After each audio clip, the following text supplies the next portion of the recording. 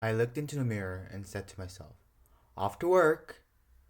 20 years ago, in 2040, POSCO completed Songdo's cogeneration plant.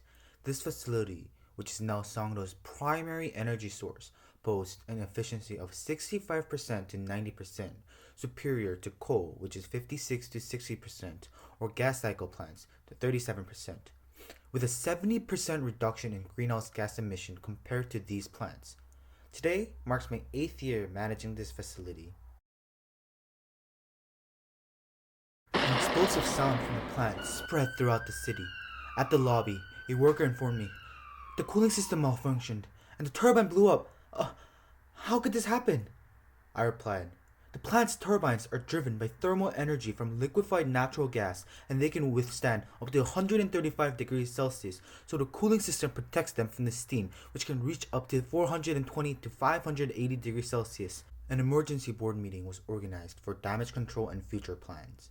After deliberation, we decided to disconnect all turbines from the power grid to prevent them from overheating and cooling them with seawater, which was made possible due to Songdo being a peninsula. Erosive damage can be handled afterwards. The AI managing daily maintenance will be reconfigured after the repairs.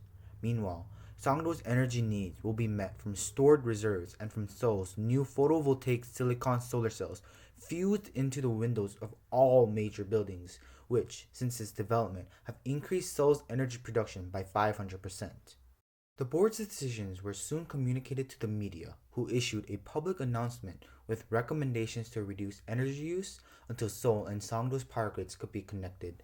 Energy use for essential services such as hospitals, schools, telecommunications, military, police, and fire stations would be prioritized. These facilities would be powered first as soon as possible to withdraw their usage of backup generators. Patients in need of life support and electronic monitoring were transferred to hospitals unaffected by the crisis.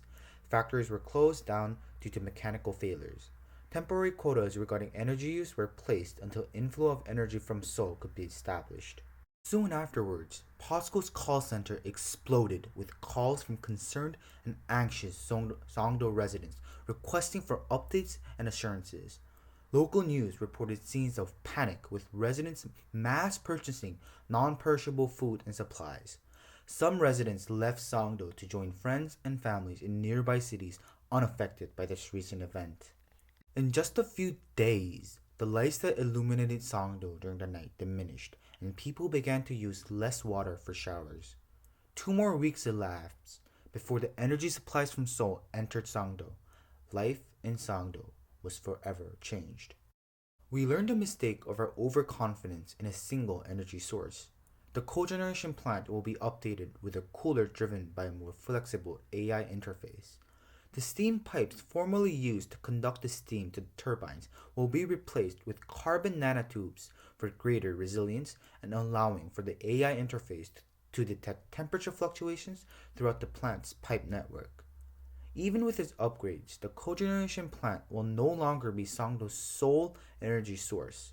Songdo will diversify and innovate its energy generation with open, bold, and experimental worldview, the spirit that has and will continue to propel Songdo to a brighter tomorrow.